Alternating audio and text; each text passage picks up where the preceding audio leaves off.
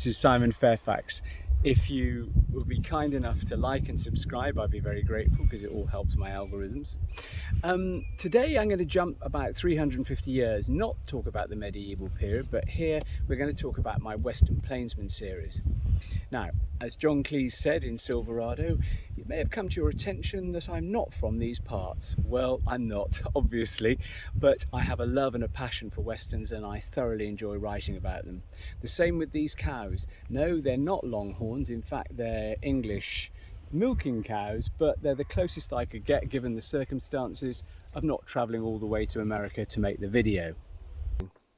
So as an Englishman, as I've said, what do I know about and why should I start writing about Westerns? Well, the Western series, the Plainsman series, is not that different to my medieval series in the sense that it's character driven. I have a strong Western hero who is perhaps not completely usual for the genre. He's an Englishman who's displaced when his father fought a duel against slavery and came to America as a young boy of 8. Grew up on a ranch plantation down in the south, fought in the American Civil War and came out with strong moral values inspired by his father. He then meets a man who influenced him to a large degree, my hero Sam Kennedy.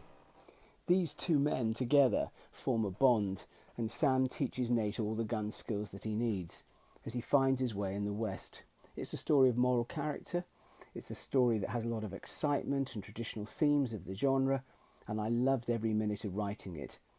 My hero defines my work by his own strength of character. Yes, the stories are character driven, but at the same time, they also have the themes that have defined the genre. Cattle ranches, trail drives, railway heists, all these sorts of things, and even something that takes them up to the Canadian border, which was a subject I never even knew existed.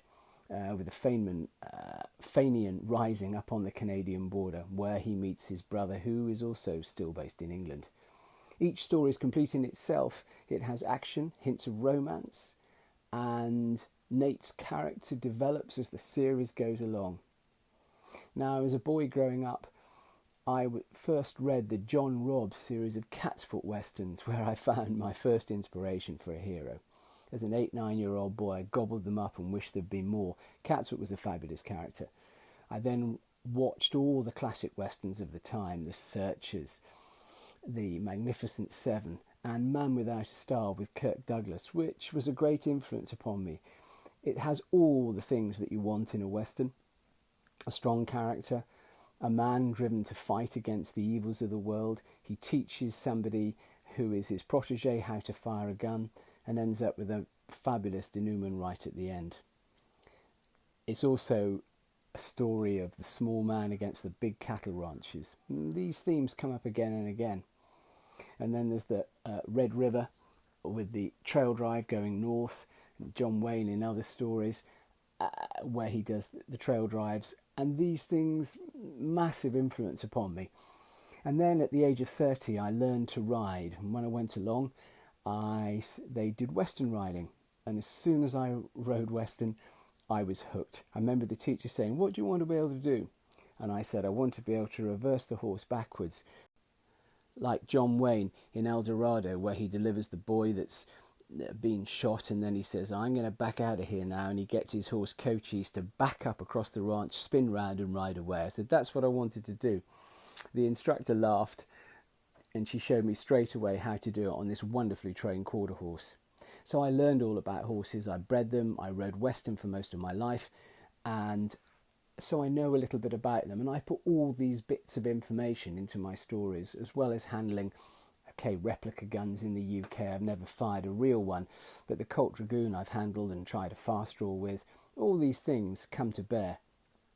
And although I've been to America, I really want to go onto a cattle ranch and work one for a little while. So all these bits come out in my stories, and hopefully you'll enjoy them as much as I have writing them, and you'll see traditional values coming through with my hero Nate Carlton. Thank you.